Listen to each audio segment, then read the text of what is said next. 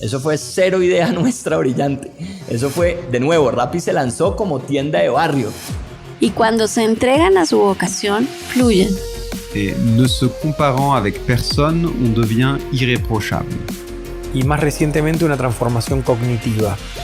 Brutalmente informado de lo que te apasiona. Es una actitud frente a la vida.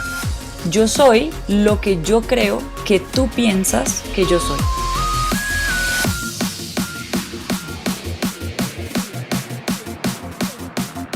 Hola, hola, hola, soy Robbie J. Fry y este es otro episodio of The Fry Show.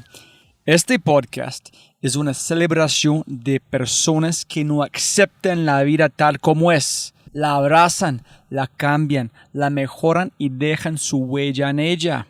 In the words of Steve Jobs, they leave a dent in the universe.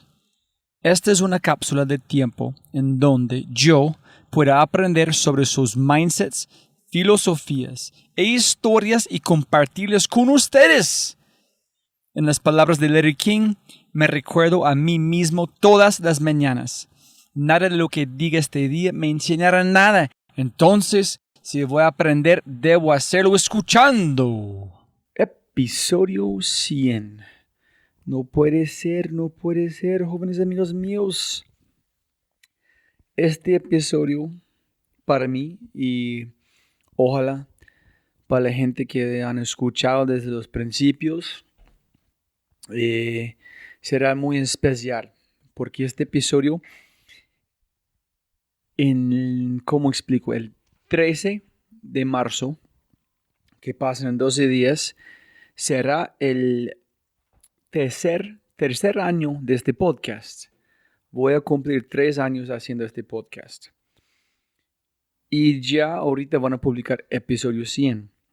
Es una republicación y editado un poquito más con estilo y conocimiento después de 100 episodios de Diego Parra, el episodio que inició todo. Hay algunas cosas que la gente escuchando posiblemente no saben, que es la música en el intro del podcast. Yo digo buenos días, buenas tardes, buenas noches. Eso es un homenaje a Diego, porque ese es como él inició episodio número 1. Diego actualmente fue episodio número 3 en un sentido. Es que este episodio fue grabado el 6 de octubre de 2015, justo antes del juego o el partido de Colombia contra Perú, donde pienso que ganamos 2-0. Y la idea inició que voy a hacer un podcast, voy a celebrar latinos en sus historias, una maestría, etcétera, etcétera. Entonces dije, necesito 7 o más episodios para yo tengo suficientes personas o su tiempo que soy forzado a publicar los episodios. Pero antes de este digo, voy a hacer un experimento. Entonces, el primer episodio fue con Jonathan Tarrud, que es número 6, en Barranquilla. Pero yo no tenía equipamiento, micrófonos, nada. Yo fui, no sé cómo se llama este vaina en español, pero es un dictaphone. Es como las cosas que los periodistas usan en el pasado o que tú usas para grabar en el pasado sus clases en la universidad. Y fue un experimento con Jonathan para ver si es posible hablar de 1 hora, 2 horas de la vida sin aburrir durante la conversación. Entonces Jonathan y yo fuimos a un restaurante. Yo puse este dictaphone o este grabador en la mesita en un restaurante italiano. Y hablamos como 3 horas sin parar de James Bond, de diseño, de todo. Pero este máquina no grabé nada, el sonido fue terrible, fue inútil, no pude usarlo. Y yo digo, pucha, tengo que aprender cómo hacer un podcast, porque ese no funciona.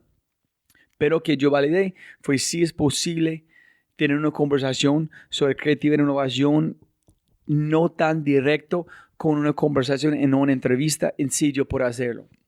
Yo chuleé esta cosa. Entonces yo tomé una clase en Udacity o Udemy, no me acuerdo cómo hacer un podcast. Compré el equipamiento y arranqué de nuevo. El próximo episodio que yo grabé fue con Tomás Duenes Uribe.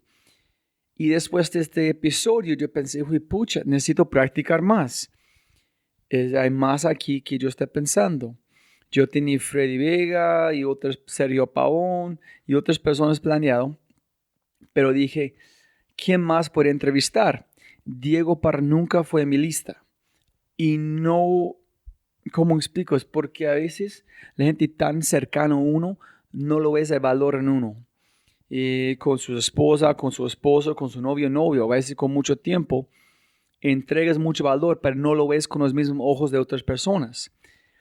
Y entonces yo dije, me encanta comer con Diego, me encanta hablar con Diego. Hacemos un podcast. Entonces yo pregunté a Diego, ¿qué tal si hacemos un podcast? Y pienso que fue ese mismo día. Digo, de una. Entonces fuimos a Bruto, un restaurante en Bogotá. Almorzamos 2 botellas de vino, 3 platos o 4 de comida. Allá esta conversación es donde grabamos. Este fue, como yo dije, pienso que es 6 de octubre de 2015. Yo entre este momento y el primeros o segunda semana de febrero grabé 6 más episodios para tener 6 para publicar en secuencia. Entonces fue bastante tiempo entre yo grabé y yo publiqué. Y yo hablé con Diego 2 veces más después de ese momento. Entonces fue los últimos 2 veces que he hablado con Diego. Y este es 100% Diego. El Diego que yo conocí, que me enseñó todo, que debo demasiado de mi vida creativa a él. Entonces ese es un gran homenaje. Episodio 100, 3 años con el podcast. Suerte con el universo, como tú quieres llamarlo, Dios, etc.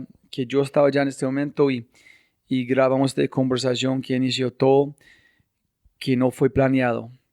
Entonces, gracias a toda la gente escuchándose muy larga introducción.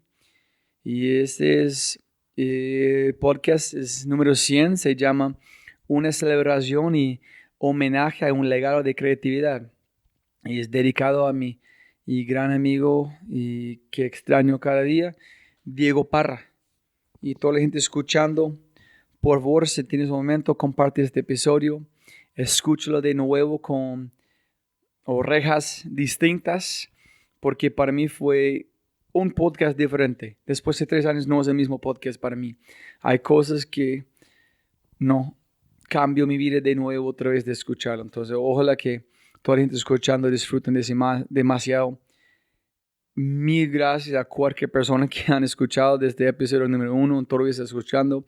Gracias a la gente que está encontrando este podcast. Y como ustedes siempre, ustedes saben que el podcast tiene mi nombre, pero es una celebración de ustedes, de las personas que hablan español. Para intentar gente que son fabulosos, que son brillantes, conectar con su propio ADN a través del arte de contar historias, que es demasiado importante en este momento en tiempo. Entonces, muchas gracias a todos, un abrazo fuerte y les quiero a todos. Si es la primera vez que escuchas el podcast, bienvenido y muchas gracias. Espero que aproveches esta oportunidad de inscribirte al podcast en Spotify, Apple, Amazon, Google o tu player favorito. No lo olvides, si este podcast te parece espectacular, hay otras cosas espectaculares que puedes encontrar en thefryshow.com. The newsletter, convertirse en un miembro de The Fry Show y obviamente si quieres acceder a libros, podcasts, personas y lo demás que mencionamos en cada episodio, puedes encontrar todo en thefryshow.com. Más importante, si disfrutas este tipo de contenido, si escuchas con frecuencia y eres parte de una empresa, universidad o comunidad, ¿por qué no pruebas Quinto? Cambiamos mindsets de tu talento con microaudios a través de WhatsApp. Quinto es fusión nuclear para el cerebro. Quinto lidera la lucha por la abundancia mental, un mindset a la vez. Quinto.ai, Kinnto.ai, Quinto.ai. Gracias. Episodio 100, Diego Parra. Test 1, 2, Diego. Buenos días, buenas tardes, buenas noches. Listo, muy buenas tardes a todos. Este es como el segundo episodio del Fry Show. Y estoy aquí con el gran, el impresionante, el mito, Diego Parra. Buenas tardes, Diego Parra. Gracias, Rob. Gracias por esta invitación tan agradable, por estar contigo compartiendo este espacio, por haberme permitido compartir algo con este maravilloso proyecto de entrevistas alucinantes. Muchas gracias. Diego, primero para las personas escuchando, Diego Parra es casi familia conmigo, pero sin embargo yo quiero decir como de corazón, mil gracias por su tiempo, porque una clave para mí es, siempre puedes ganar más plata, pero no puedes ganar más tiempo. Entonces, con quién quieres pasar su tiempo es muy importante. Entonces, muchísimas gracias, es un honor total. Gracias a ti, Rob. Tú sabes que apoyo siempre tus proyectos, me encantan tus emprendimientos, tus locuras, y aquí estamos de nuevo asociando y disociando y conspirando en este momento tan especial. Muchas gracias, Rob. Para las personas escuchando, Diego Parra es como un Swiss Army Knife de creatividad. Él es un comediante, músico, ponente público, un entrenador, autor, experto en vinos, muchísimas cosas. Entonces, ¿falta una cosa, Diego? ¿O? No, yo creo que las tienes casi todas. Soy un renacentista, 7 oficios, amante de la mediocridad. Muchas gracias. Pero también es como vamos a empezar la conversación, Catarsis. Tú eres el fundador de Catarsis. Uh-huh. Muy rápido, si puedes decirnos qué es Catarsis, en qué año, cómo fundaste Sí. Catarsis. Bien, bueno, Catarsis es el resultado de una crisis, como muchas veces ocurre en la vida, ¿cierto? Tuve una crisis terrible, tuve, digamos, unos momentos en que estuve emprendiendo algunas empresas con mi familia, con un hermano al que admiro mucho, que se llama Piti, y algunos socios, y fundé 2 empresas que tenían que ver con desarrollo de personas, ¿cierto? Lo que aquí en Colombia llamamos clásicamente una compañía de team building, ¿cierto? Y desarrollo organizacional. Fueron 2 compañías exitosísimas, una afincada en Villa de Leyva que se llamaba Aire Libre. Estuve 3 años trabajando con panas del alma, amigos muy importantes y muy queridos, como Alejandro Willes, como mi excuñada Sarah Dunkley, como mi hermano Piti. Y esa empresa fue una empresa muy exitosa. Vivíamos en Villa de Leyva, éramos una comunidad medio hippie, ¿cierto? Fantástica. Y luego fundé otra empresa que se llamaba Ser Humano, también con algunos de ellos. Pero como siempre sucede en la vida, tú tienes como cierto mugrecito en el corazón y dices, hay algo que no me tiene contento. Y en ese momento dije, yo quiero estudiar lo que a mí me gusta y me apasiona, y eso era el tema de la creatividad. Me fui a España, estudié creatividad. Estuve 3 años viviendo en Santiago de Compostela. Un momento muy bohemio porque mientras estudiaba contaba cuentos en los bares, hice 300 funciones de cuentos en los bares de España. Era, digamos, una diva y un autor medio, así como una especie de estrella del bajo mundo español. Y mientras tanto estudiaba y leía muchos libros. Cuando llegué a Colombia, llegué con un grado que se llamaba Psicología de la Creatividad, con un cartón de la Universidad de Santiago de Compostela. Y en ese momento digo, ¿y ahora qué hago con la vida? Y Coca-Cola me llamó, di mi primer taller, una sesión de ideación que fue muy, muy fracasada. ¿Pero allá en España? No, en Colombia. Ya era año 2000, acababa de llegar de España, de estudiar 3 años con mi cartón de psicólogo de la creatividad, un máster en psicología de la creatividad y, por supuesto, sin saber qué hacer con la vida. Y en ese momento me llamó el director de la compañía Coca-Cola Colombia, que se llamaba Guillermo Aponte, y me dijo, quiero una sesión de ideación en Colombia. Pero ¿cómo escuchó este man sobre cómo Diego Parra en creatividad, en por qué estaba interesante en 2000, en este tema? Bueno, él era amigo de mi familia, entonces apenas llegué, creo que fue por algún, no sé, un pariente o algo, dijo, oiga, acaba de llegar Diego de estudiar algo rarísimo que se llama Psicología de la Creatividad. Guillermo Aponte oyó y dijo, Diego, yo quiero una sesión de ideación. Llegué, hice la sesión, fue un fracaso total, las ideas fueron terribles. ¿Pero fracaso de tu parte o como de todo? Yo creo que fracaso de todo, en general, porque la sesión tuvo muchas ideas, pero las ideas eran muy light. Entonces ahí empecé a darme cuenta que esto de ser consultor en ideación y en innovación no era tan fácil. Y empecé a leer muchos libros y ahí me encontré con un psiquiatra ruso, se llama Edward Lee. Y cuando me encontré con Edward Lee, él me dijo, es que hacer que personas piensen distinto no es fácil, tienes que hacer catarsis. Y yo dije, ¿y eso qué es? Y me dijo, haz de cuenta que personas van a entrar por túnel, por oscuridad. Y ¿cabe persona o caben maletas de persona? Para que persona entre tiene que soltar maletas de conocimiento previo. Entonces, una vez persona entra sin maletas, puede encontrar pequeña oscuridad que lo lleva a una nueva luz. Él me dijo, eso es catarsis. Si logras que personas bloqueen conocimiento y si personas bloquean cabeza, y puedes hacer que personas entren por túnel, soltando maletas previas de conocimiento, vas a hacer catarsis. Entonces yo le dije a Edward Lee, ¿y eso cómo se hace? Y me dijo, suerte. No lo volví a ver. En ese sentido, él nunca me volvió a ayudar, pero me dio algunos libros que fueron claves para lo que yo fundé, que eran libros muy extraños, eran libros de psiquiatría. ¿Cómo se llama este hombre? Se llama Edward Lee Nikolaevich. Listo. Para todos yo voy a poner en las notas para todos tener acceso a este tipo de información durante todo como podcast. Entonces, ¿es de dónde llegaron el nombre de catarsis o ya tuviste catarsis? No, ese fue el origen del nombre de catarsis. Él me dijo... Yo nunca sabía esta información. Mira tú. Nunca. Sí, es muy interesante. Posiblemente no entendía español en el momento. Puede ser. Sí, yo creo que tal vez es que no entendías. Pero no importa. En todo caso, yo creo que esa palabra, cuando él me dijo eso, me resonó, me quedó en el alma. Yo dije, uy, esto es interesante. O sea que hacer que la gente piense diferente no es tan fácil. Y me dijo, no, es muy difícil. Y me dijo, porque la gente es cuerda. Y las buenas ideas son de la gente loca. Entonces tienes que hacer que la gente salga a alta mar, esté un rato en la locura y después vuelva a tierra firme, a la cordura, porque si no se vuelven locos. Entonces me puse a estudiar libros de psiquiatría. Estudié autores como uno que se llamaba Eric Berne, que es un psiquiatra fundador del análisis transaccional. Leí a un autor curiosísimo que se llama Alejandro Jodorowsky, que es una persona que le suelta la cabeza a las personas y es un loco, pues, chileno, actor de teatro, director de teatro, que fundó algo que se llama la psicomagia. Y empecé a leer libros que me hicieron entender que para que las personas tengan buenas ideas, tenemos que bloquearles la cabeza para que atrofien su parte lineal, su parte lógica y despierten otras partes. Ese es el origen de catarsis. Tengo una pregunta que siempre quería preguntarle, pero nunca como he hecho. Y la pregunta para mí es muy fundamental específicamente para emprendedores porque, en serio, ¿qué hiciste en 2000, específicamente en Latinoamérica, hablando de una cosa creativa e innovación, que solamente en este momento está demasiado popular? Estamos hablando de hace 15 años.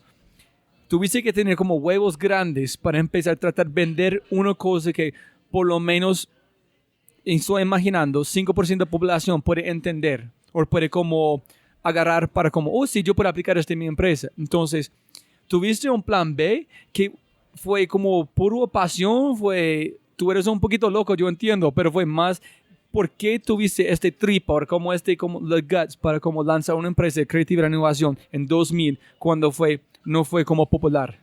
Bueno, la pregunta me encanta porque definitivamente en ese tiempo nadie creía en lo que era la creatividad y la innovación. Esas palabras eran unas palabras, si se quiere, posmodernas para la época. Cuando yo entraba a una empresa y decía, oiga, es que yo les voy a vender algo relacionado con innovación, la gente decía, ¿what? ¿Eso qué quiere decir? Y era un trabajo muy difícil comercialmente hablando, porque yo decía, miren, el verdadero crecimiento de sus empresas está en ideas extraordinarias, en ideas raras, en ideas locas, en ideas distintas. Y las ideas que produce su gente son muy lineales, muy normales.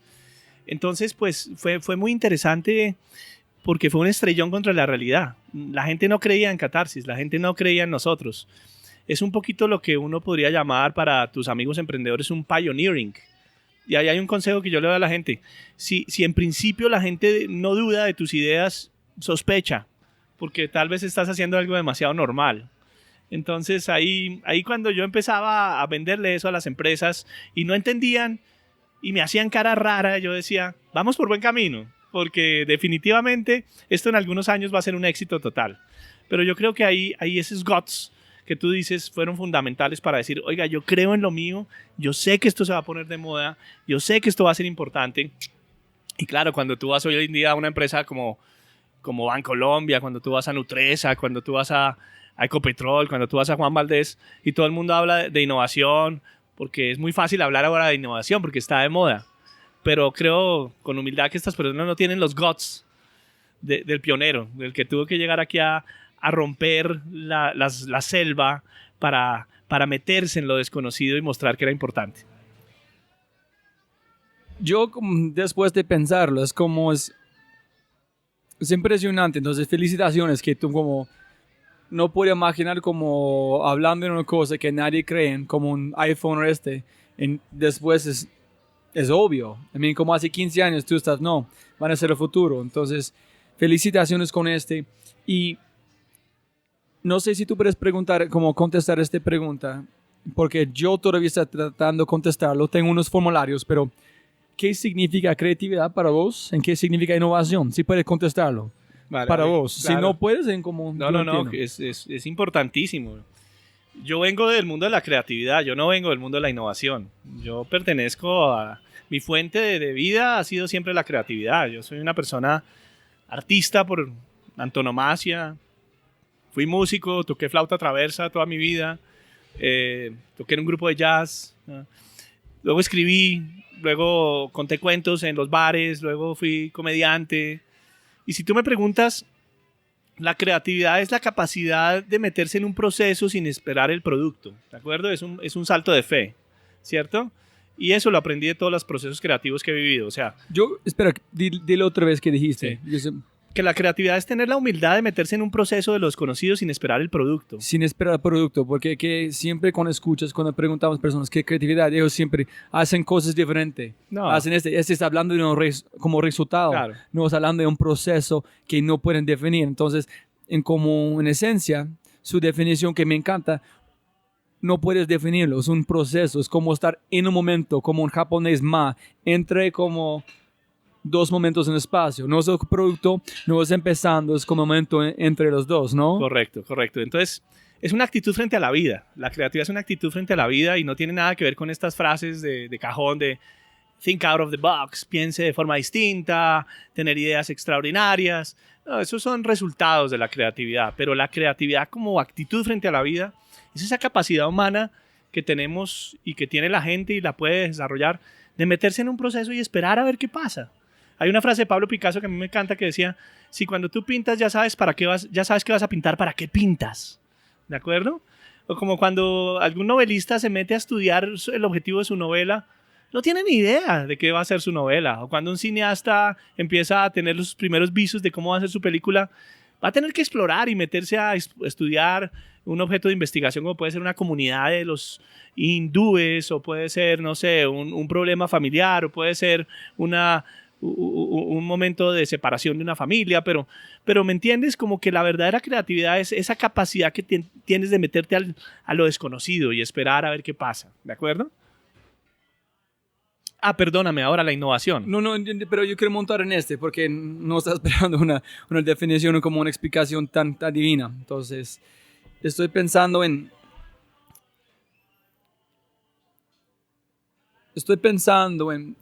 tú eres un duro como en creatividad, música, con todas esas cosas que yo he visto, como que vos has como presentaron, aplicaron grupos para como seguir en cómo explicar qué es innovación. Entonces, después de la parte de innovación, ¿cómo están las dos cosas conectadas? ¿En cuándo fue si tú puedes recordar como el punto clave cuando dijiste, hijo de madre, con creatividad es directamente como el combustible, cualquier cosa de innovación? ¿Cómo está la relación entre los dos? Más como definición de innovación. Vale. Sí, cuando yo comienzo a introducir la palabra creatividad en las empresas, me doy cuenta de una cosa, y es que las empresas subvaloran la creatividad.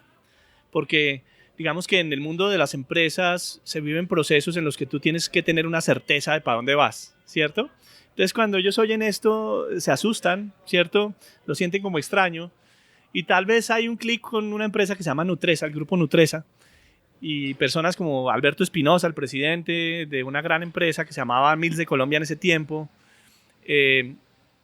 me dice, oiga, yo quiero un curso de creatividad para todos los empleados.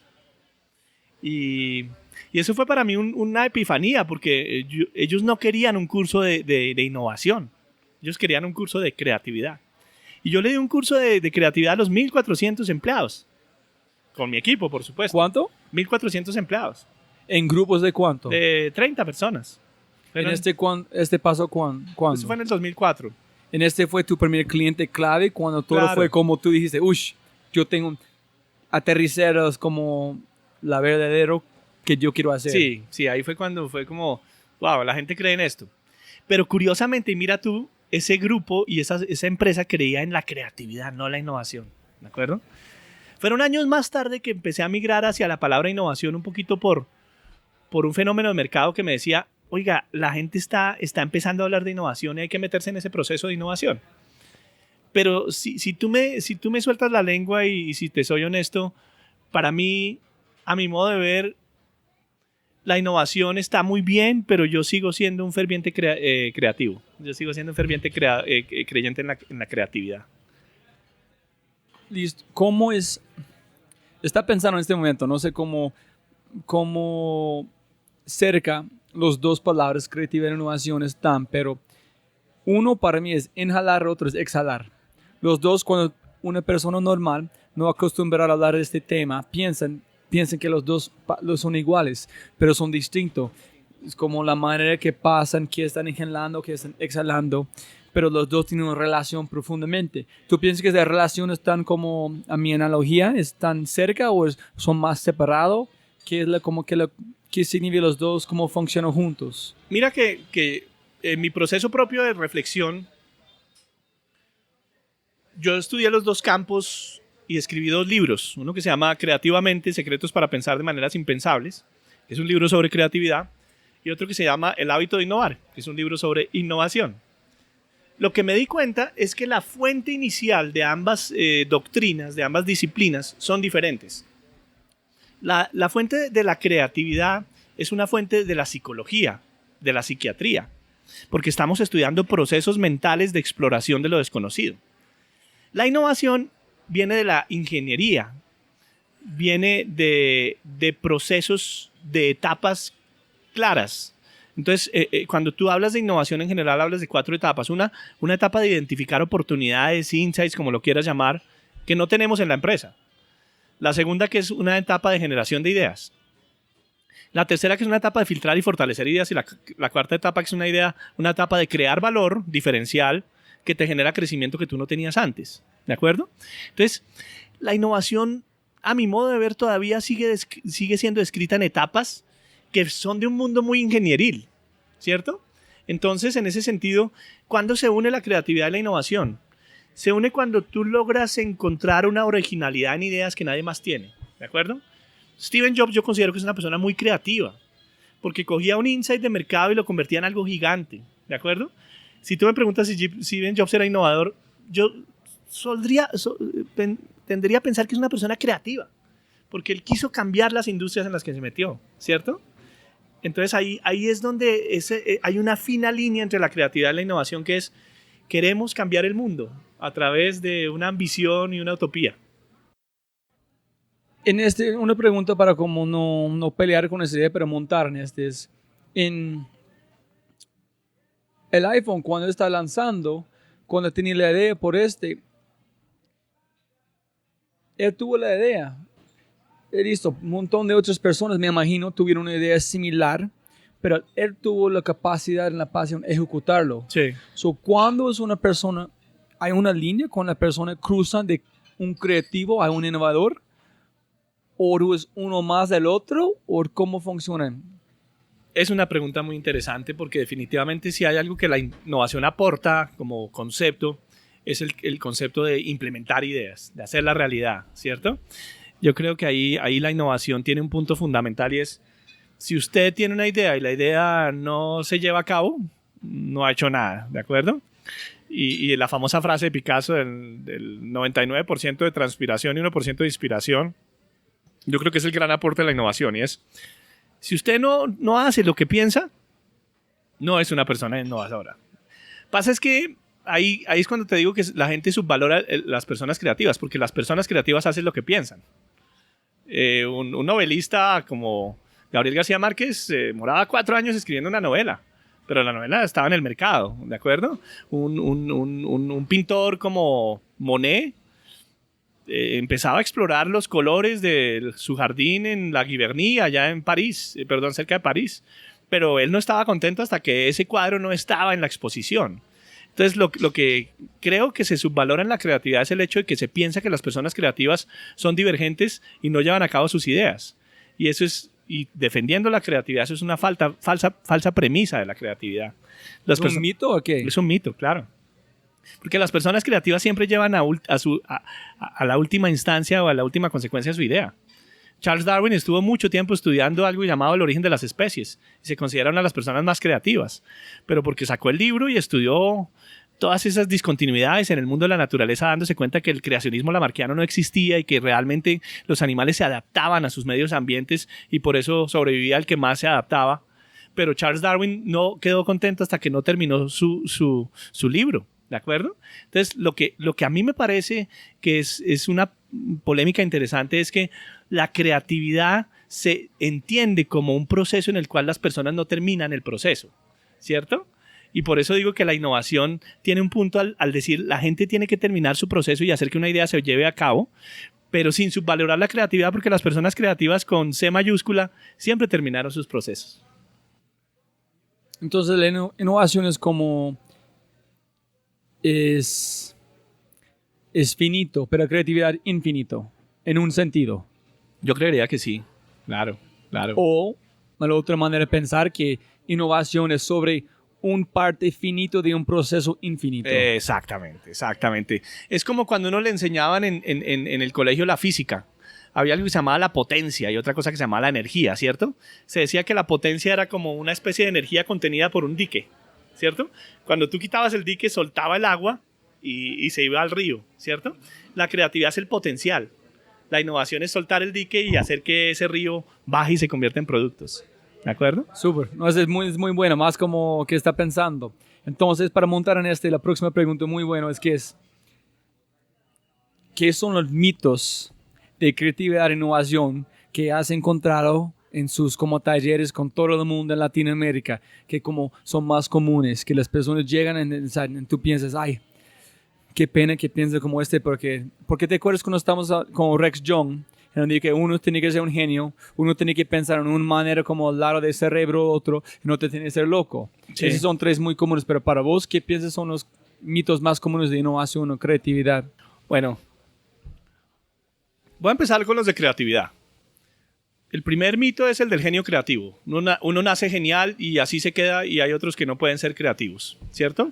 Ese mito se destruyó con la psicología cognitiva, que a través de varios estudios muestra que definitivamente todos podemos desarrollar la creatividad. Ahí digamos que el momento de rompimiento más importante fue el estudio que hizo Alfred Binet, que es el creador del coeficiente intelectual, que en el año 1911 es contratado por el Ayuntamiento de París para crear niños genios. Entonces él dice, a través de unos estudios, que uno puede determinar cuáles son los niños genios y segundo, que esos niños uno puede medirle su inteligencia. Y hace un trabajo en el que él determina cuáles son los niños genios de París, pero ese trabajo tiene dos errores, lo que se llaman los dos errores históricos de Binet. El primero, que lo que Binet medía era solamente un tipo de inteligencia, la inteligencia lógico-matemática. Después Howard Gardner descubre que hay 7 tipos de inteligencia, la cinético-corporal, la plástica, la musical, tantas otras. Y el segundo error que comete Binet es que cree que cuando uno nace con ciertos puntos de esa inteligencia, así se va a quedar por el resto de la vida.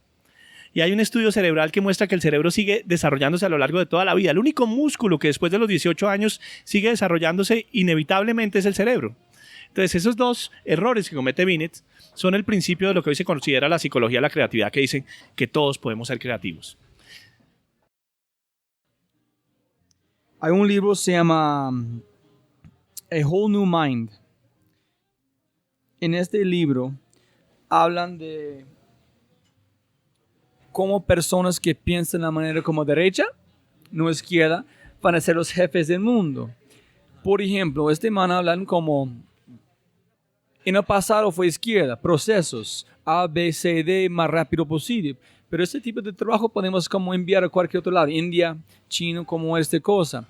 En hablan de 6 cosas específicas. Entender diseño, que es como porque un proyecto es más lindo de otro, en funcionalidad, en como aspecto en todo.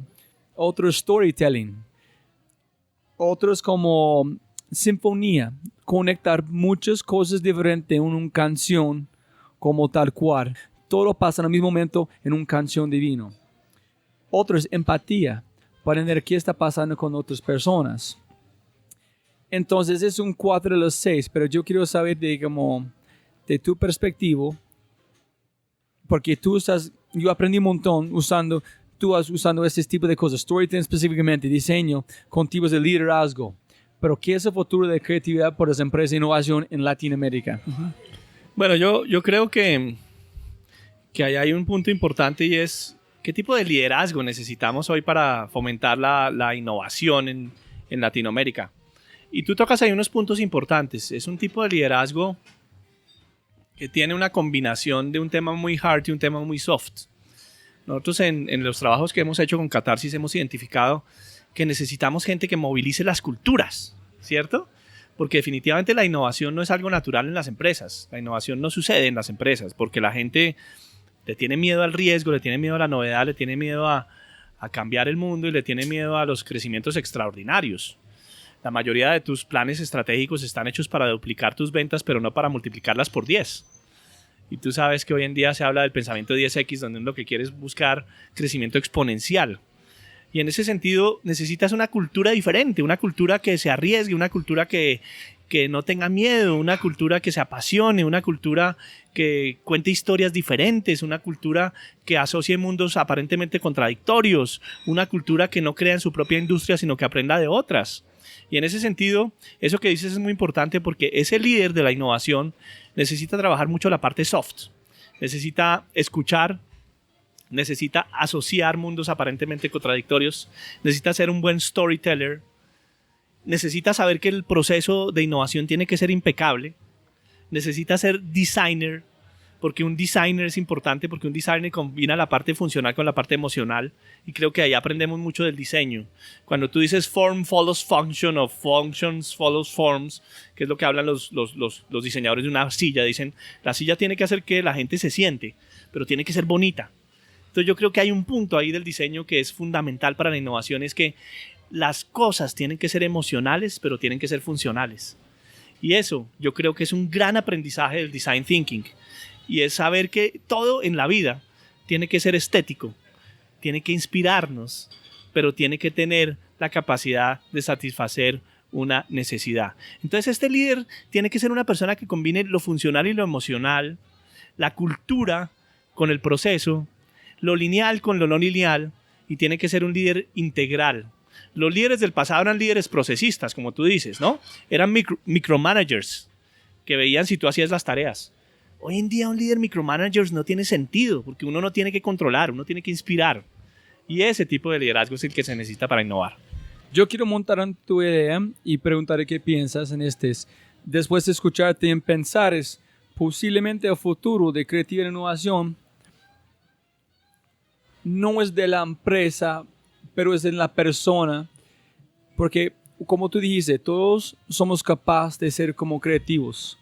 Hay un video muy lindo entero hablando de cada persona es un líder, solamente no sabes. Hay cosas que personas recuerdan de vos que tú no sabes, no están conscientes. En 4 años escuchan, oye, en este momento escuché de vos, en cambio mi vida. Entonces todos somos capaces de ser líderes a través de unas como herramientas. De Daniel Pink, A Whole New Mind, Why Right Brainers Will Rule the World, voy a traducir en inglés, como en español en el libro. Los 6 son diseño, cantar historias, sinfonía, empatía, jugar. ¿Y qué significa? Significa que es como en cada cosa que se hace hay un valor. Si tú estás caminando a la tienda, estás pensando en cómo caminas, respirando, como cada cosa es importante en la vida. Pero yo quiero montar en este de jugar, porque tú eres el duro, el experto, como el Steve Jobs de jugar. Cuando en la vida encontraste que a jugar es demasiado importante para vos, en tú puedes aplicar en convencer a adultos, gerentes de Ecomotor, Banco Colombia, para jugar la lleva, van a poner un valor. Cuando sabía como, jugar es demasiado importante, en tú puedes hacerlo. Bueno, y más convencer a otros de jugar. Sí. Creatividad e innovación es otro, pero jugar la lleva es otro. Sí. Bueno, ahí tocas un punto que a mí me encanta y es, hombre, ¿a qué hora se le pierde a uno el niño interior? ¿Cierto? Cuando tú eres adulto, empiezas a creerte solemne y pierdes ciertas facultades que los niños tienen que son fantásticas. Una, esa capacidad, como te decía, de creerte las historias.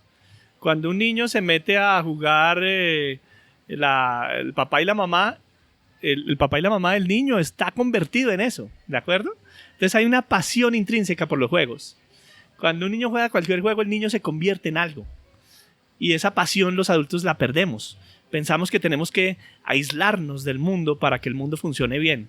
No, hay que sumergirnos en el mundo para que el mundo funcione bien, ¿cierto? Otra cosa, el nonsense.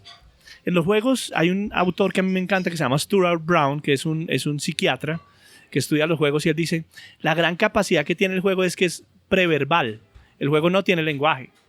Y cuando tú no tienes lenguaje te metes en algo simbólico y no lo entiendes, pero te gusta, ¿de acuerdo?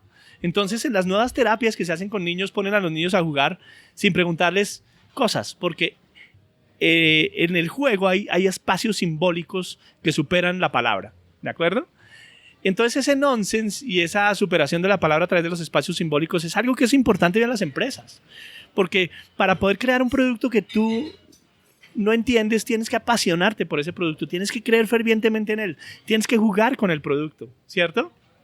Y por eso yo juego tanto en los talleres que hacemos, y por eso yo creo fervientemente en el juego en Catarsis. Pero también por otra razón, y es que el juego nos enseña un punto fundamental, y es el no defendernos.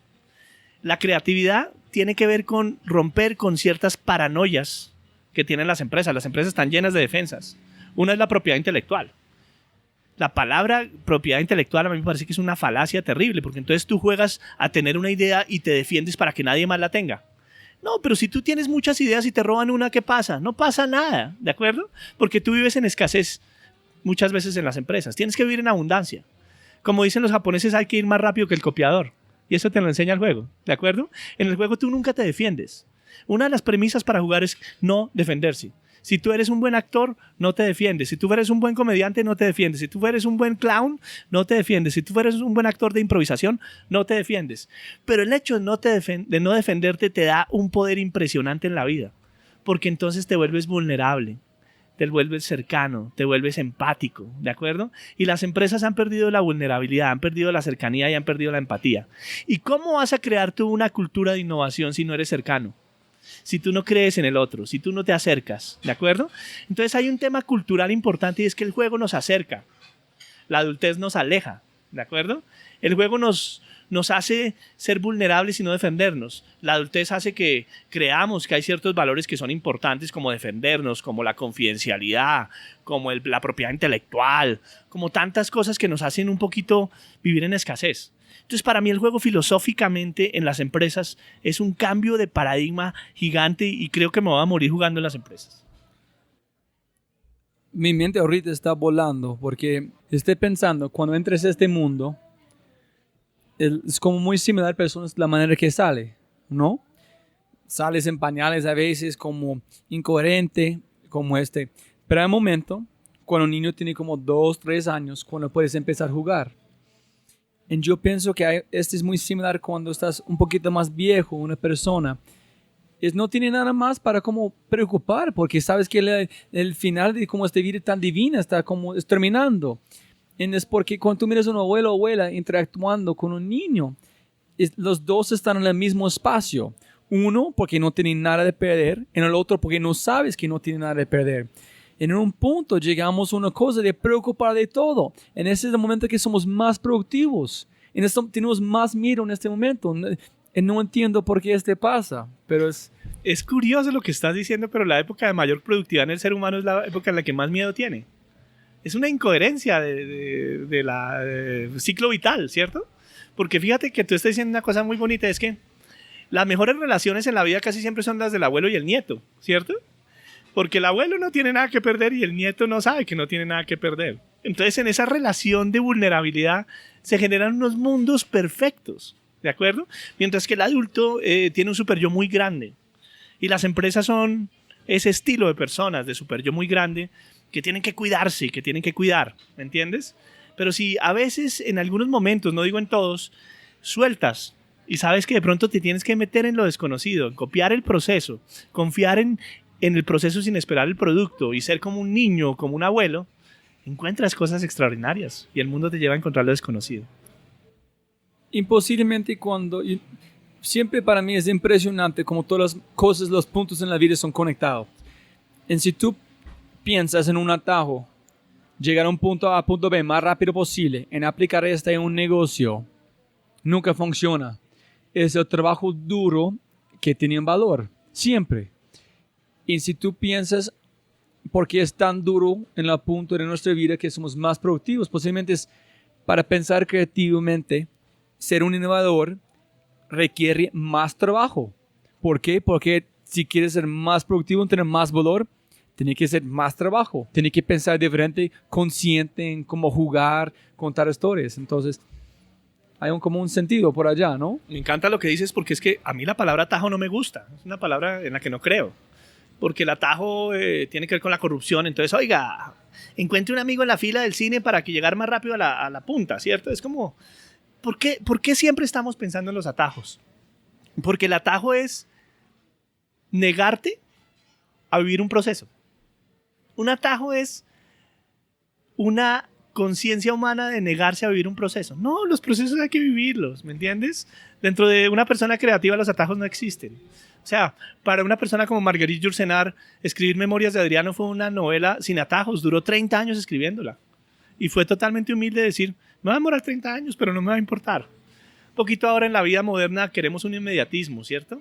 Y tal vez lo que tienen que hacer los equipos de innovación de alto nivel es generar un ambiente en el que se descontamine cierta parte de la empresa para que no crea en los atajos y logre resultados extraordinarios confiando en procesos de largo plazo, como lo hacen hoy en día muchas empresas hoy en día en Colombia. La razón que una persona, un atajo real, estamos hablando como un vehículo, como caminando, es porque tomaste un riesgo para tomar una ruta que es desconocido. O lo otro es una persona, o tú sabes de un fracaso que este punto existe. Entonces, a través de procesos, a través de trabajando, una persona se encuentra en atajos. Posiblemente, esa es otra versión del atajo, ¿no? Que es cuando yo encuentro una mayor velocidad por un proceso que he vivido previamente. Exactamente. Sí. En ese no sé, tenemos que redefinir en el futuro la palabra atajo. Sí. Pero me pusiste a pensar con la palabra atajo. A mí es una palabra que no me gusta. Como creativo no me gusta. O sea, yo llevo, tú sabes, porque yo tengo un proceso de stand-up comedian en el que he sido muy honesto conmigo mismo. Es un proceso que se hace a través de one-liners, que es una forma de hacer stand-up comedy que está basada en premisas, en frases que tienen un setup y un punchline, ¿cierto? Mis amigos se burlan de mí porque dicen, usted nunca va a terminar de hacer un espectáculo de 40 minutos porque yo llevo 12 y llevo 7 años montando 12 minutos. Entonces un amigo que se llama Gonzalo Valderrama dice, aquí está el hombre más bruto de la vida porque lleva 7 años y ha generado 12 minutos de stand-up comedy. Pero, y yo le digo honestamente a Gonzalo, yo no puedo tener un atajo. Posiblemente llegaré a mis 40 minutos cuando tenga 65, 70 años, pero no creí en el atajo porque para mí es un proceso de descubrimiento. Cada lineecita para mí es como una arquitectura perfecta, ¿de acuerdo? Y no puedo tener atajos. Ese es un súper segue en mis próximas preguntas. Es como, ¿qué es tu proceso para cómo escribiendo sus cosas de comediante? Yo no entendí nunca antes de mirar el proceso como trabajando en el aeropuerto, en cualquier momento vos estás trabajando. Pero la cantidad de trabajo a través de un comediante es la cantidad de fracasos para un comediante enfrente a un grupo de personas juzgándote. Es impresionante. No pienso que otras personas pueden entender. Por favor, si tú puedes aterrizar a las personas escuchando, ¿qué significa ser un comediante? ¿Qué es el fracaso? ¿Cómo se siente enfrente a un grupo de personas en un luz fracasando para mejorar la vida de los demás y no de para usted? Bueno, esa es una pregunta que me encanta porque tiene que ver con muchas cosas del proceso creativo. Cuando yo me metí a hacer comedia entendí muchas cosas del proceso creativo. Esto se hizo gracias a un gran amigo mío, a quien admiro mucho, que es como el Andy Kaufman de Colombia, que es Gonzalo Valderrama, ¿cierto? Y este personaje me dijo, usted tiene madera para eso, y yo nunca creí, pero poco a poco me metí. Y apenas me empecé a meter en el stand-up comedy, me di cuenta que yo quería hacer algo propio, sin atajos. Y encontré lo que se llaman los one-liners, que es un trabajo muy de filigrana. Porque tú para crear un one-liner tienes que crear un setup y un punchline. Pongo un ejemplo. Mi infancia fue una infancia muy difícil. Cada vez que yo me aproximaba a mis amigos imaginarios, ellos comenzaban a hablar entre ellos para no tener que dirigirme la palabra. Entonces, cuando yo digo que mi infancia era muy difícil, que cada vez que me aproximaba a mis amigos imaginarios, ahí estoy haciendo un setup. La gente va a decir, este señor es extraño. Y después digo, ellos comenzaban a hablar entre ellos para no tener que dirigirme la palabra. Ahí es un punchline, ¿de acuerdo? Entonces, el trabajo más riguroso que tiene que hacer uno como stand-up comedian es esa filigrana, ese probar las líneas. Entonces, mi primera prueba de líneas las hago en Facebook. Si en Facebook tengo algunos likes, yo sé que las tengo que mandar a un bar. Si en bar las líneas tienen éxito, entonces yo las dejo fijas en mi espectáculo. Pero fíjate que eso tiene que ver mucho con la iteración que trabaja la innovación. Cada proceso creativo de cada comediante es distinto. Hay comediantes que empiezan desde el bar y después lo escriben. Hay comediantes que empiezan desde la escritura y después lo mandan al bar, ¿cierto? Entonces todo proceso creativo tiene un inicio según la personalidad. En mi caso el proceso empieza en la escritura. Yo tengo una idea, la escribo, la paso a Facebook. Si en Facebook tiene likes, digo, posiblemente la idea tiene futuro en bar. La mando a bar y en bar hay una conexión con el público. Si en bar hay una conexión con el público, yo la dejo en el espectáculo. Si no, simplemente tengo la humildad de decir, fracasé, fue muy mala. Y eso es importante en la innovación. En la innovación tiene que haber algo que se llama la iteración, que es propia del design thinking. Y es tener una idea, mandarla a un pequeño mercado. Si en ese pequeño mercado funciona, yo la vuelvo a guardar y la agrando y la mando a un mercado más grande. Y después la mando a un mercado más grande. Entonces, aquí hay algo propio de la stand-up comedy que yo entendí y que aplico a la innovación y es itere siempre, itere. Pruebe cosas, tenga la capacidad de experimentar con pequeños públicos y con pequeñas audiencias y si la idea tiene futuro, pruébela con audiencias más grandes. Tú conoces algo que yo hice que se llama Cata de Vinos y Genios, que es un producto que intenté una vez con algunos amigos y la cosa fue un éxito. Después lo mandé a grupos más grandes y hoy en día es una parte inicial de una universidad de alto nivel que se llama Prime, que es la Escuela de Negocios de la Sergio Arboleda. Y hoy en día la Escuela de Negocios de la Sergio Arboleda empieza siempre con la Cata de Vinos y Genios. Pero ahí el proceso fue igual, pruebe a ver si funciona y si funciona en pequeños mercados, inténtenlo en más grandes mercados. Y el trabajo del comediante es ese, vaya a bares. ¿Por qué el comediante es muy honesto con su trabajo? Porque si no va a bares no va a poder ir al gran teatro. Ahí hay un trabajo sucio. En el stand-up comedy hay un circuito de bares en los que todos nosotros nos probamos. Y todos nosotros podamos ser los más famosos, los más grandes, los más geniales. Yo no, pero otros amigos sí. Tenemos que ir al bar a probar material. Hay una cosa que a mí me encanta en stand-up comedy que se llama pruebe una rutina, pruebe un material. Y si tú pruebas algo que en teoría funcionaba y la gente no se ríe, la prueba es o 0 o 1, porque el stand-up comedy es tal vez el arte más cruel del mundo. Si la gente se ríe, funciona. Si no se ríe, no funciona. Hay otro tipo de artes. Es escuchando a 2 o 3 personas reír que entendieron el chiste, o es todos ríen o nadie. O es tú escuchas un poquito como claves en la audiencia que dicen este chiste posible sin modificarlo. No, si se ríen algunos son un par de autistas solidarios. Tú tienes que lograr la gran risa, ¿de acuerdo? Yo no creo en una risa de 3 personas, yo creo en la risa de las 40, ¿cierto? Porque ahí es donde dices, por alguna razón inusitada, hubo una empatía con el público. No sé por qué. Porque además el humor es algo muy, muy, muy raro. O sea, los mejores chistes que yo pensaba que iban a funcionar nunca funcionaron. Los que nunca pensé que funcionaron, funcionaban. Entonces, ahí hay una prueba ácida. Es el público te va a decir si la cosa funciona. Como en la innovación. El mercado te va a decir si la cosa funciona. Para vos, los comediantes, ¿quién son 1 o 2 o 3 de tú piensas que son los más exitosos de los comediantes, específicamente por cualquier razón, como en este mundo, latinos, para vos?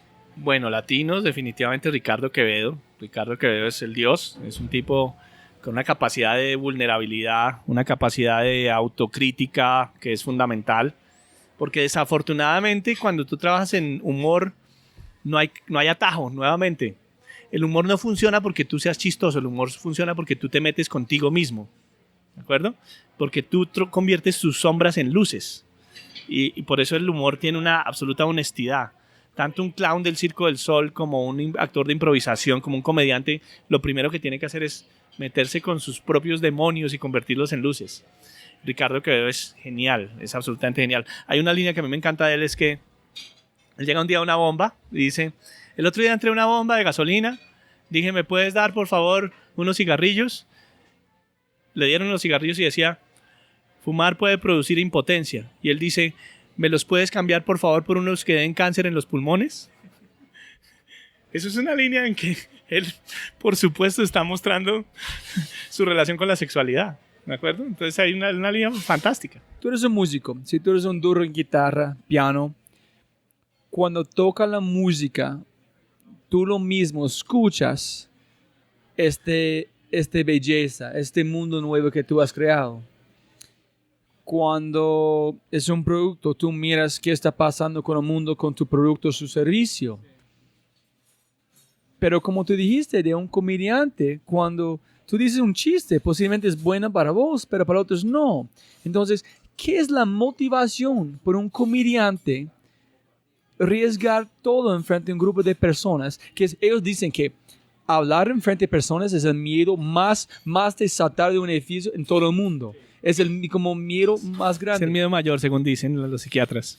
Pero la única cosa que yo puedo imaginar, Cemento, tu energía, la razón de hacerlo es mirar a la audiencia, responder. No puede ser comediante en disfrutar un momento. Un músico puede tocar su música en disfrutarlo, pero un comediante puede disfrutar su chiste solito o es la audiencia. ¿Qué es la motivación? Bueno, yo creo que la motivación de la vida en general es encontrarse con uno mismo, ¿cierto? Yo creo que siempre es eso. Está muy buena. Sí, o sea, independientemente de que tú seas un carpintero, un leñador o un sommelier o un comediante, creo que al final de la vida lo que uno quiere es parecerse lo más posible a uno mismo. Y eso me lo ha permitido a mí la comedia. La comedia fue el territorio en que yo dije, pucha, cuando yo creé este ser autista, perdedor, medio naif, medio tonto, medio perdedor y fracasado que se enfrenta a este público y dice sus verdades de una forma absolutamente vulnerable, conecté, ¿de acuerdo? Entonces cuando yo conecto desde algo que me hace sentir que me parezco a mí mismo, yo digo, ese día valió la pena. Eso está muy buena. ¿Para otros es similar o qué? Claro. Para otras personas valdrá la pena cocinar. Para otras personas valdrá la pena limpiar baños. Para cada uno. Y cuando yo sé que este grupo de comediantes es muy cerca, ¿no? Es como demasiado cerca. Las Somos personas una como comunidad muy tienen bonita. Una conexión muy fuerte que es, tú eres comediante, que han arriesgado, que han fracasado, ¿estás adentro o no? Sí, no exacto. es como entra por una cosa similar. Estás como, tú puedes entrar a este grupo porque ha arriesgado, ha practicado, en los otros han valorado que tú tienes la pasión. Ellos tienen la misma visión, ¿por qué ellos hacen? ¿Cómo has hecho esta conversación? ¿Por qué ellos hacen Yo creo, no. Casualmente no lo hemos puesto en común, pero creo que valdría la pena, ¿sabes? Porque definitivamente yo creo que la comunidad de comediantes que yo conozco en Colombia es gente muy honesta, gente muy trabajadora, gente muy solidaria. Y yo creo que si uno se diera cuenta que lo que uno hace en la vida es para parecerse a uno mismo, independientemente de cuál sea su oficio, el oficio valió la pena y uno se acostó a dormir tranquilo, ¿entiendes? Y yo creo que si uno trabaja en innovación o ingeniería o en medicina o en lo que sea, y uno puede decir al final del día, ese día yo me parecí más a mí mismo, la vida tiene sentido. Sí, tienes razón, pero encontrar este sentido es complicado, ¿no? Sí, muy difícil. A mí me toca difícil porque es que yo trato de parecerme a mí mismo en varios oficios al tiempo. Entonces eso es complicado porque trato de ser honesto conmigo mismo siendo facilitador, siendo conferencista, siendo comediante, siendo escritor. Y a veces digo, ¿por qué me esfuerzo tanto? Yo pudiera haberme dedicado a tratar de ser honesto conmigo mismo en una sola arte. Pero trato de pasarme de una a otra y trato siempre de tener un denominador común que es, oiga, yo hago esto si me parezco a mí mismo, si no lo dejo de hacer, ¿me entiendes? Y ha sido un trabajo que uno a veces dice, ¿por qué tanto desgaste? Pero sí lo trato de hacer. Siempre si yo soy facilitador, si yo soy escritor, si yo soy comediante, si yo hago una conferencia, siempre digo, es lo más honesto, lo estoy haciendo desde la honestidad, este es un paso más a parecerme a mí mismo. Está muy bueno. Montando en un poquito, en hacer un regreso un poquito, es has trabajado con Bancolombia, Juan Valdez, Ecuador, los grandes del mundo. Has trabajado con, no sé, como en total, como mil personas. Muchas empresas. Tengo dos preguntas, tú puedes decir, posiblemente pueden combinarlos, pero mi pregunta es, ¿qué son los problemas, errores más comunes que las empresas tienen antes, durante y después de un proceso de innovación o creatividad? ¿En qué son las tres cosas que una empresa debe de tener para tener una creatividad e innovación funcionar en su empresa? Errores clásicos de innovación en las empresas. Pensar que todas las ideas surgen de un solo proceso. Las empresas tienen muchos procesos de innovación. Hay procesos elitistas, hay procesos democráticos, hay procesos grandes, hay procesos pequeños, hay procesos de todas las personas, hay procesos de pocas personas. Entonces, lo primero que tiene que entender una empresa es que si quiere ideas de cierto calibre, necesita cierto proceso. Cuando uno va a una empresa y le preguntan a uno, bueno, queremos que usted nos monte su cultura que usted nos monte nuestra cultura de innovación, lo primero que ellos dicen es, ¿cuál es el proceso de innovación que queremos montar? Yo les digo, es que no hay uno solo, es que hay varios conviviendo. Si usted quiere tener patentes, va a tener que tener a 10 cabezas científicas de alto nivel pensando en la biotecnología. ¿De acuerdo? Si usted quiere ideas que todo el mundo participe, pues usted puede tener unas cuantas ideas con 3 focos muy claros donde todo el mundo no necesite mucho conocimiento para dar ideas. Entonces, uno de los grandes errores que tienen las empresas con la innovación es pensar que existe un solo proceso. Existen 10 procesos al tiempo. Existen procesos elitistas para innovaciones de largo plazo, donde seguramente necesitamos unas personas súper especializadas que se descontaminen del resto de la empresa para pensar en grande y piensen ese 10X del que hablábamos. Posiblemente necesitamos unos procesos clásicos y básicos donde todo el mundo dé ideas pequeñitas. Seguramente necesitamos hablarle al mundo para que el mundo nos dé ideas que yo no tengo, que es lo que se llama Open Innovation, ¿cierto? Entonces, la primera cosa que tenemos que entender es que el primer error es pensar que la innovación tiene un solo proceso. Tú tienes que tener varios procesos en paralelo. La segunda, pensar que la innovación es un proceso. La innovación no es un proceso. La innovación es la capacidad de movilizar personas para que tengan ideas extraordinarias. Entonces tú puedes tener un proceso y explicitar el proceso y vender el proceso y la gente no va a dar ideas porque tal vez no son extraordinarias. Entonces nosotros por eso acuñamos la palabra oveja negra, porque necesitamos gente arriesgada, confrontadora, distinta, curiosa, y esos no son todos en una empresa. Nosotros hemos identificado que el 16% de las personas de una empresa son innovadores. El 64% lo podrían ser y el 20% no es. Entonces nos toca jugar con esos números para lograr motivar a esa capacidad extraordinaria de innovación que tienen las empresas. La tercera, la innovación requiere tiempo y las empresas tienen hoy existe una moda curiosa en las empresas y es que está súper cool estar estresado y ocupado. Entonces, esa es la verdad. Sí. Entonces es más de una empresa, es personas en general. Personas. Entonces tú le dices a alguien, oye, ¿cómo estás? Y dice, uy, súper estresado, no tengo tiempo para nada. Si tú, Rob J. Fry, no tienes tiempo para nada, ¿crees que vas a poder innovar? Por supuesto que no. Entonces tenemos que cambiar el paradigma. Las personas que innovan tienen que tener tiempo para innovar. Su trabajo es innovar. No su tiempo extra es innovar. Su trabajo de todo el día es innovar. Por eso a mí me encanta cuando con Bancolombia o cuando Nutresa o cuando tantas empresas están dedicadas a tener un centro de innovación donde todo el mundo vive 8 horas innovando, porque ahí vamos a lograr los resultados que necesitamos. Yo estoy en este momento muy focalizado en mi vida en la palabra no. Es entender en decir el arte de decir no. Claro. No tengo tiempo. Pero no porque no hay valor, pero para otra cosa en mi vida que tiene más valor. Claro.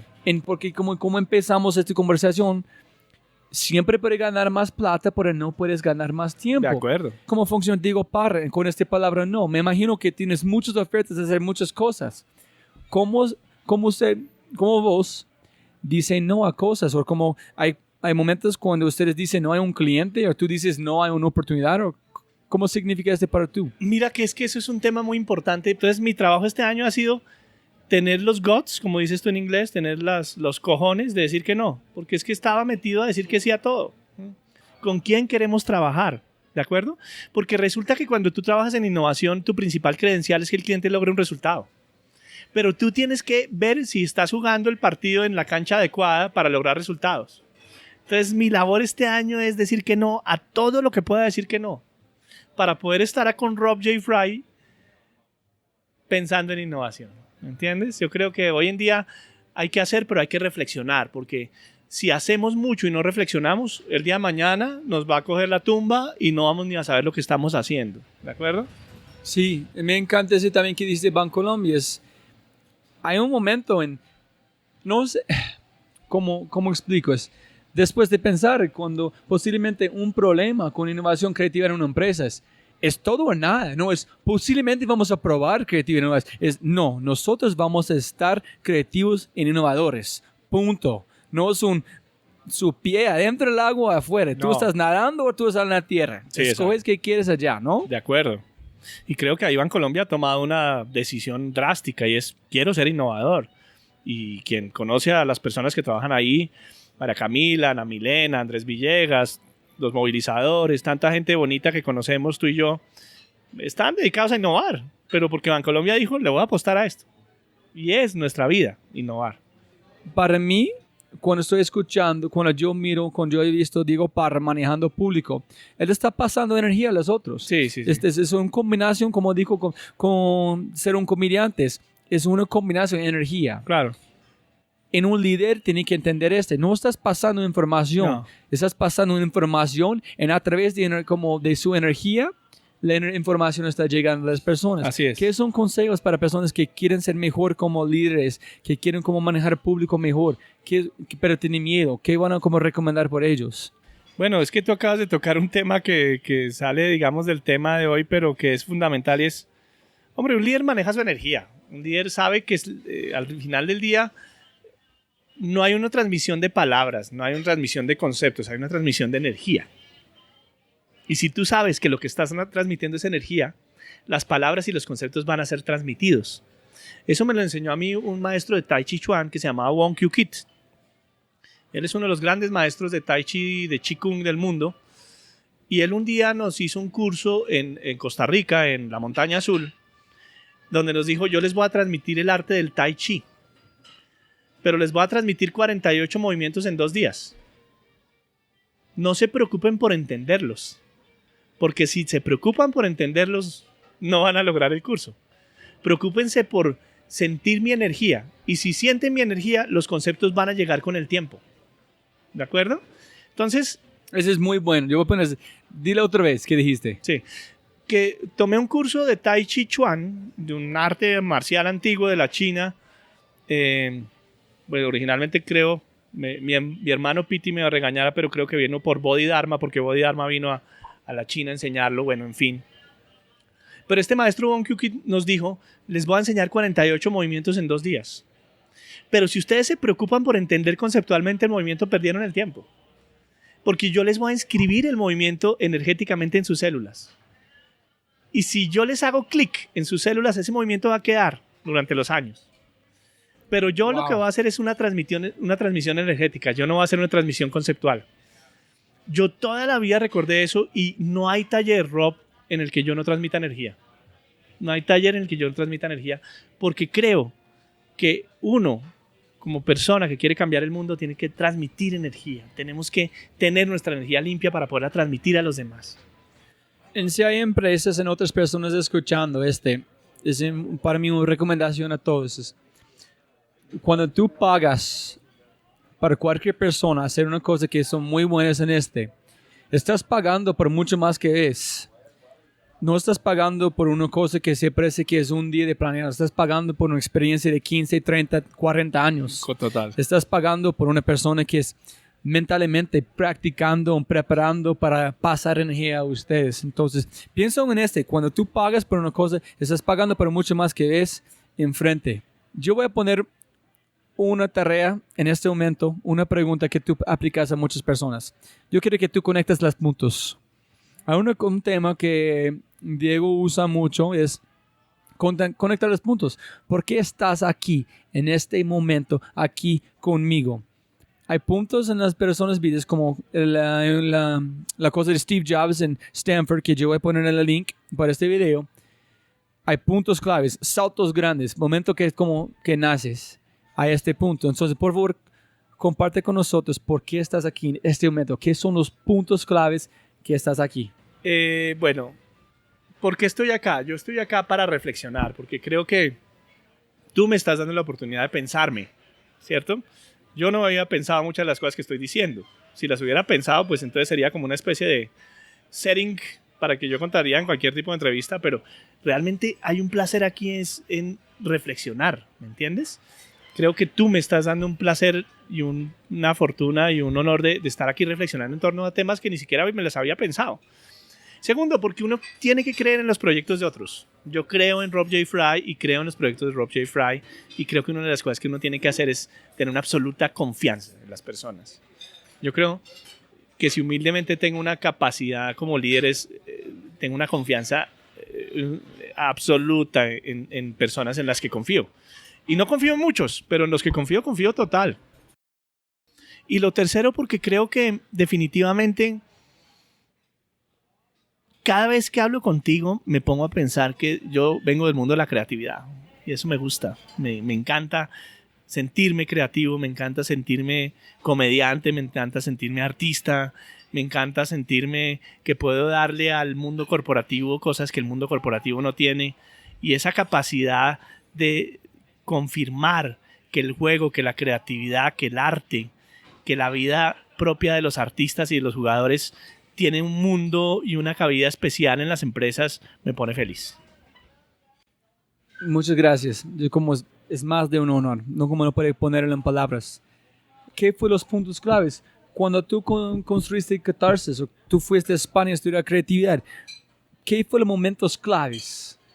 Como te acuerdas en una empresa en Nutres, una persona, el FARC, como mataron los empleados de una finca, no tuve que parar jugando fútbol profesional. ¿Qué fueron estos puntos? Los tipping points. Los tipping points, sí, como la calligraphy de Steve Jobs para Diego Parra, está en este momento. Bueno, yo creo que el primero fue ese salto de fe que me dio este señor Alberto Espinosa, decirme, yo quiero que mis 1,400 personas hagan un taller de creatividad. Ese fue un punto importantísimo y fue como una epifanía para mí, ¿sabes? Otra, cuando líderes que yo no pensaba que los tocara, me empezaron a llamar y me empezaron a decir, oiga, usted es más importante de lo que usted cree. Porque uno tiene la autoestima bajita muchas veces en la vida. Esa es la verdad. Sí. Buen punto. Y algún día Carlos Raúl Yepes, estaba yo con Alejandra Ruiz, tú la conoces, y estábamos en un taller con Bancolombia. Carlos Raúl Yepes, presidente de una empresa de 40,000 personas, de 8 millones de clientes, que es Bancolombia, me dice, oíste, Diego, yo quiero almorzar con vos. Y yo digo, este hijo de madre, ¿por qué quiere almorzar conmigo? ¿Me entiendes? Es como uno dice, ¿yo qué tengo que ver con un señor que hoy en día es uno de los líderes más importantes de este país? Luego me pasó con Carlos Eduardo Botero, que es el presidente de Inexmoda.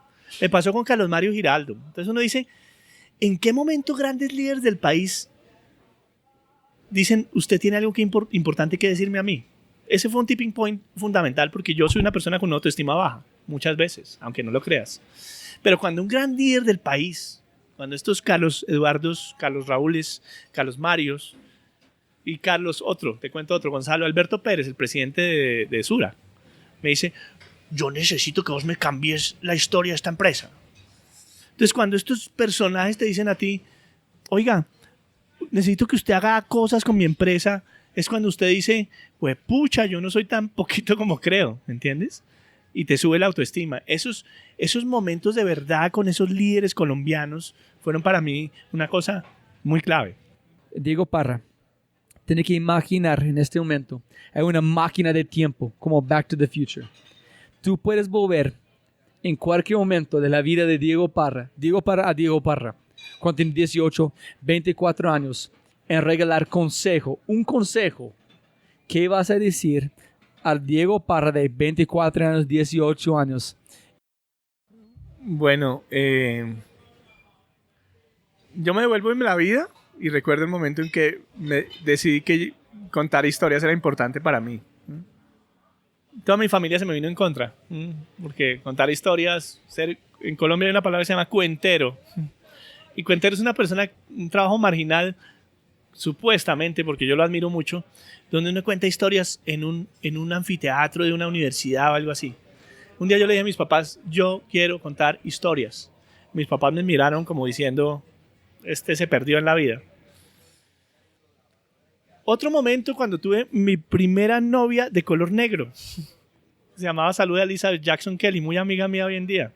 Y yo les dije a mis papás, tengo una novia de San Andrés. ¿De acuerdo?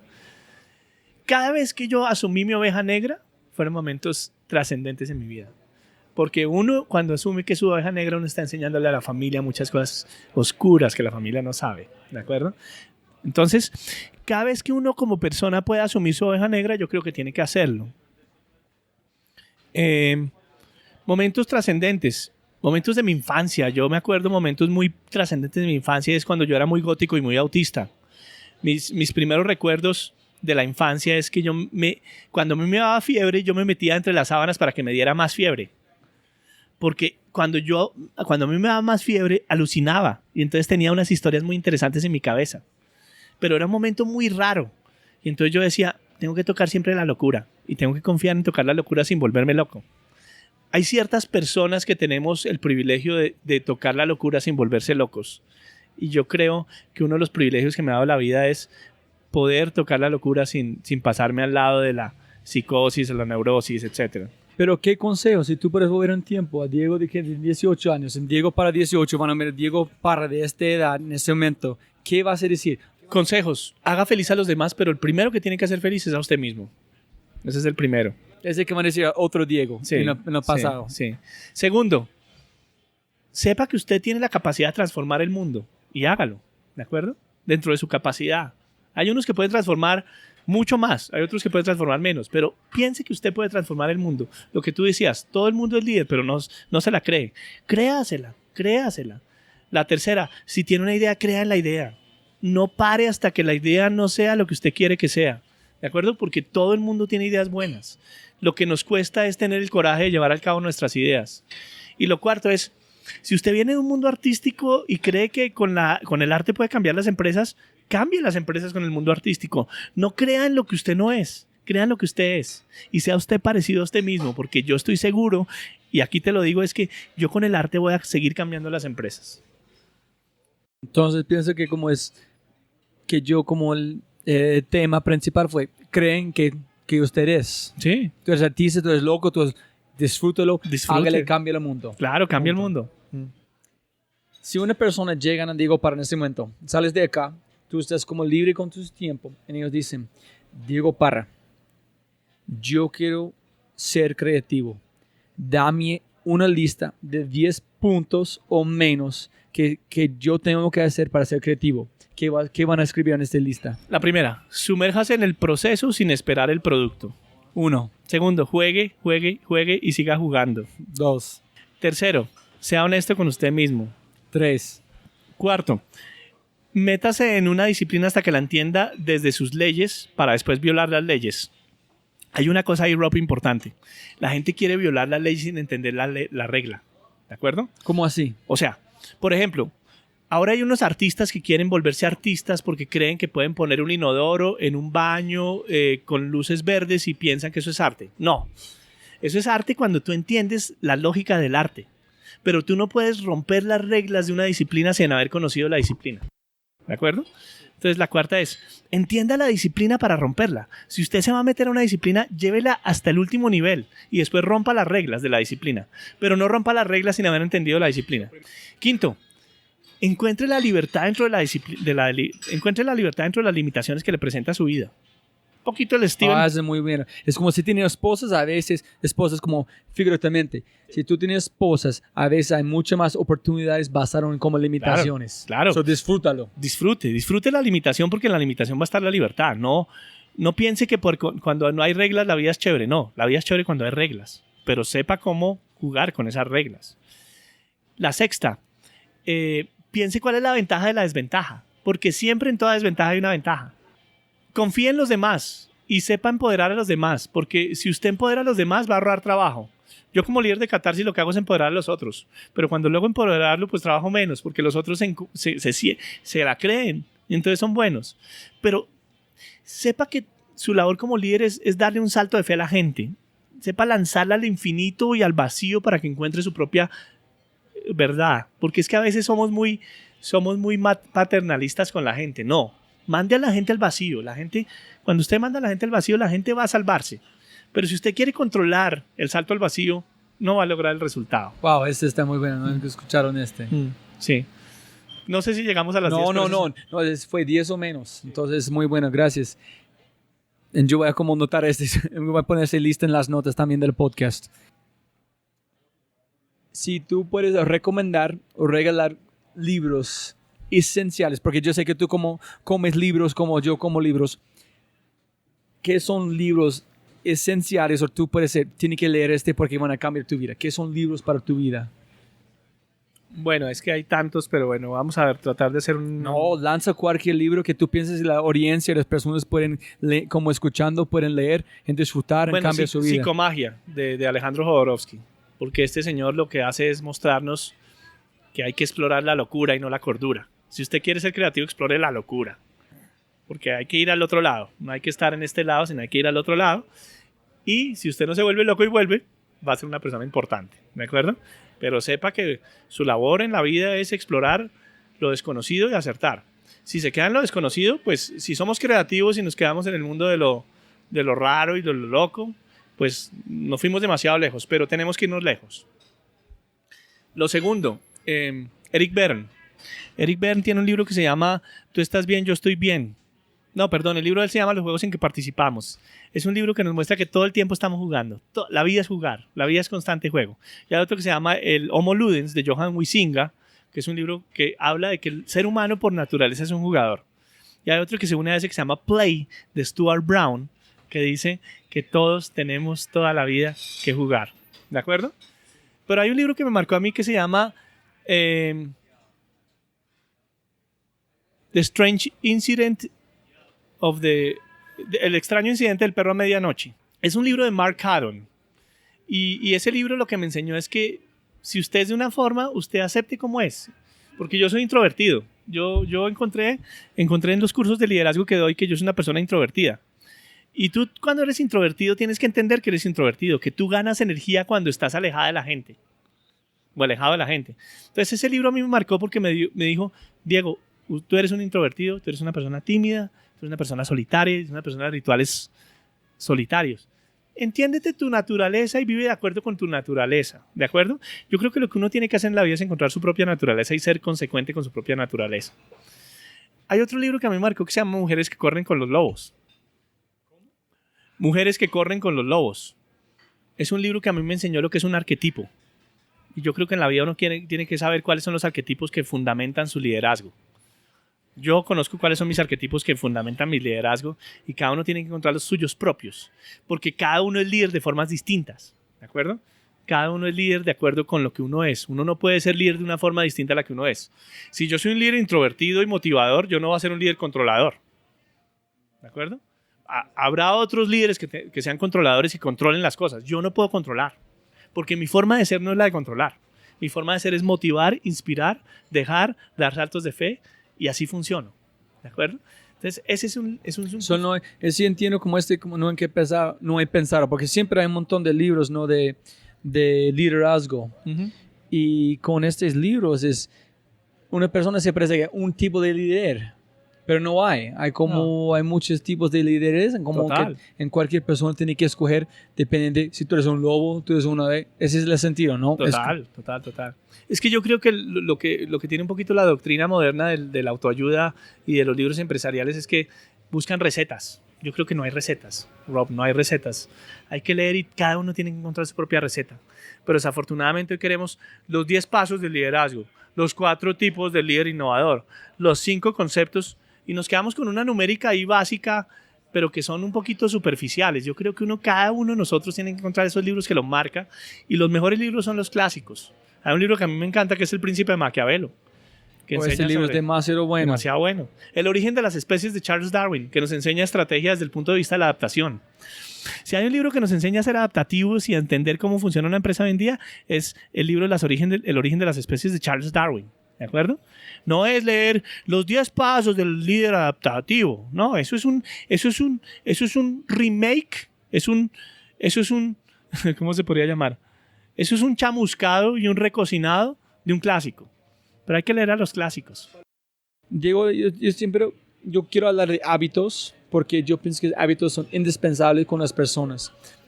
¿Qué es como un día? Yo sé que en un año no hay muchos días como este, pero ¿qué es un día ideal para Diego?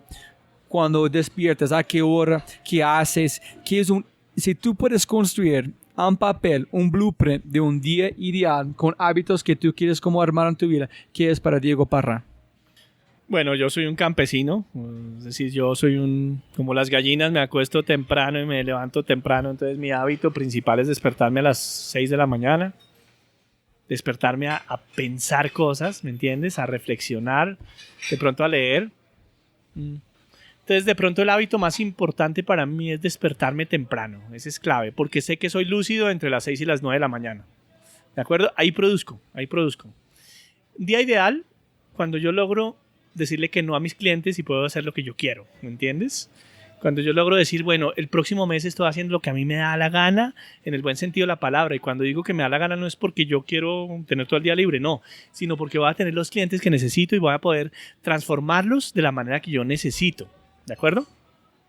Porque hay que pensar siempre en el largo plazo, no en el corto plazo.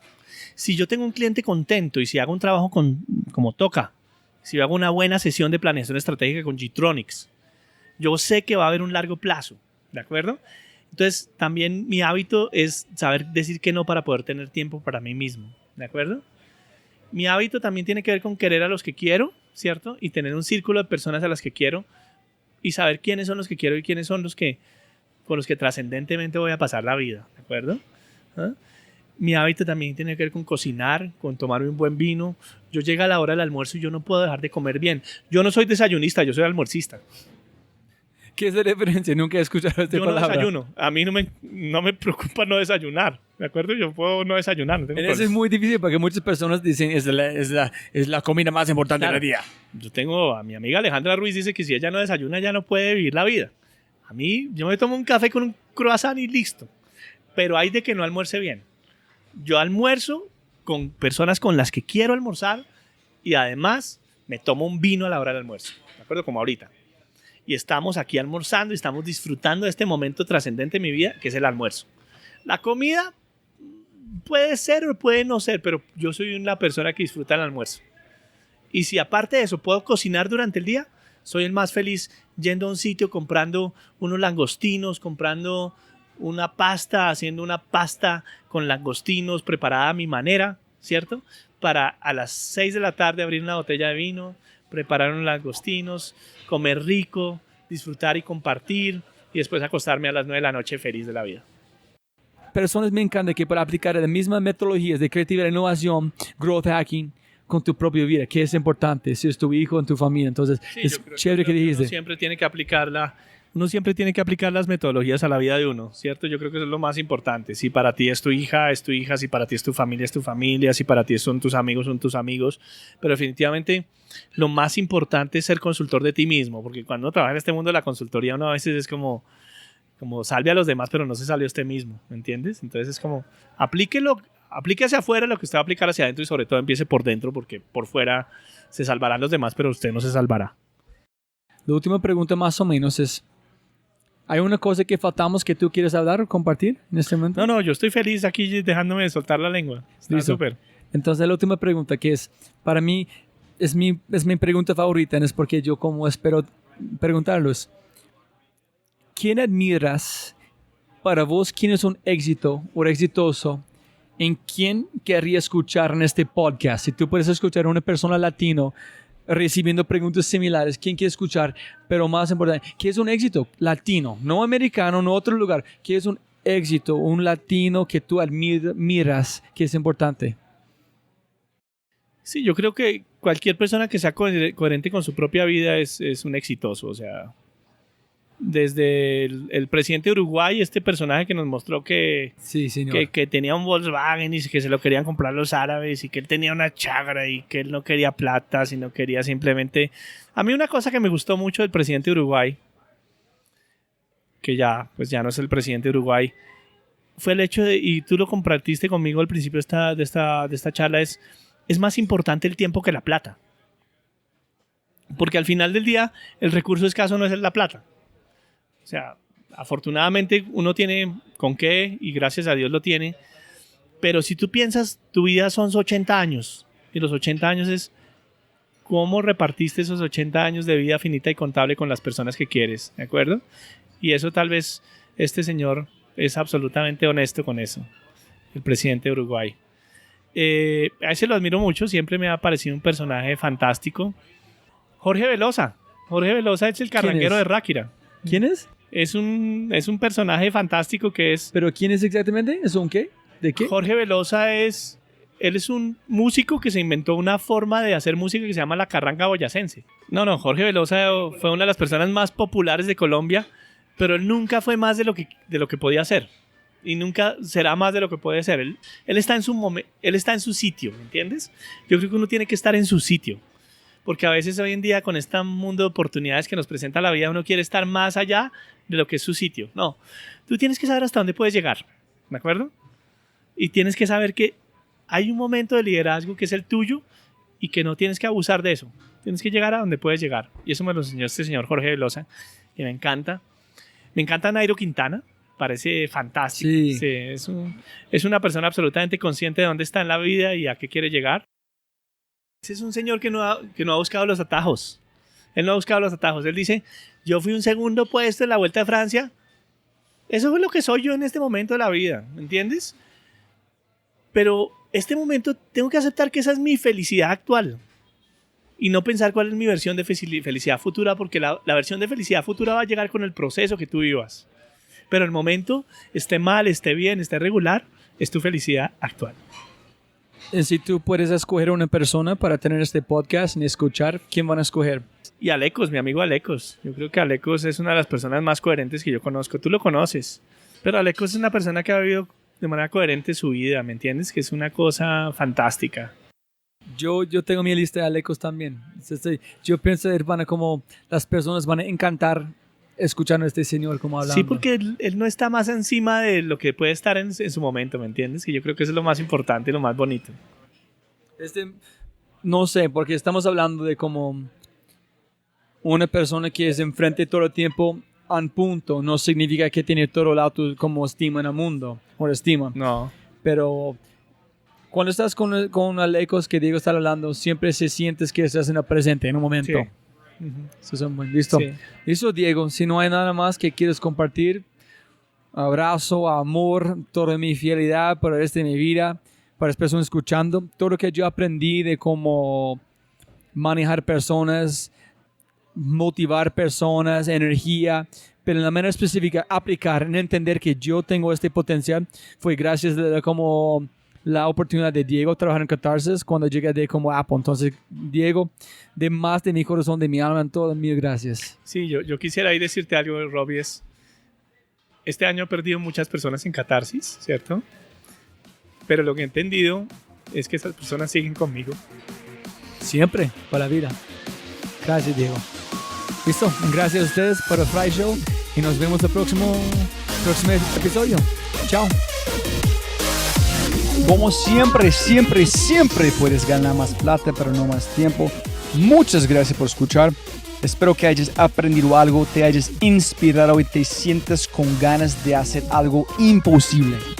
No olvides, si este podcast te parece increíble, hay otras cosas maravillosas que puedes encontrar en thefryshow.com, el newsletter, convertirse en miembro de Fry Show y obviamente si quieres acceder a libros, podcasts, personas y lo demás que mencionamos en los episodios, puedes encontrar todo en thefryshow.com. Y con ese dicho, hasta el próximo episodio. Chao.